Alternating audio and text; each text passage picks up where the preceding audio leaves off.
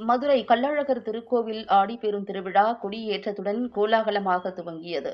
மதுரை அழகர் கோவில் அருள்மிகு சுந்தரராஜ பெருமாள் திருக்கோவில் ஆடிப்பெரும் திருவிழா இன்று கொடியேற்றத்துடன் கோலாகலமாக தொடங்கியது.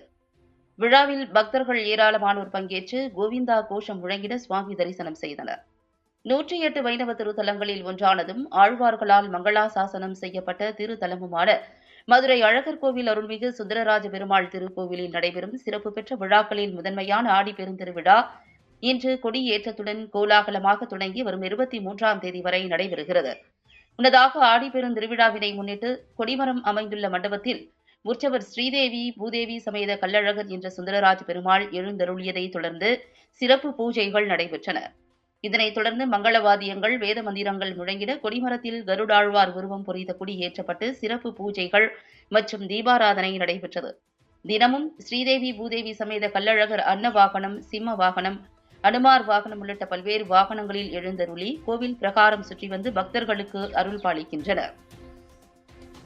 திருவிழாவின் முக்கிய நிகழ்வான திருத்தேரோட்டம் வரும் 21ஆம் தேதி நடைபெறுகிறது. தொடர்ந்து நடைபெறும் சிறப்பு பூஜைகளை அடுத்து காலை 6:45 மணிக்கு மேல் 7:20 மணிக்குள் திருத்தேர் வடம் பிடிக்கும் நிகழ்வு நடைபெறுகிறது. திருத்தேரோட்டத்தில் மதுரை மட்டுமல்லாது பல்வேறு மாவட்டங்களில் இருந்தும் பல்லாயிரக்கணக்கான பக்தர்கள் அழகர் கோவிலில் கூடுவார்கள் என்பதால் கோவில் நிர்வாகம் சார்பில் பல்வேறு சிறப்பு ஏற்பாடுகள் செய்யப்பட்டு வருகின்றன.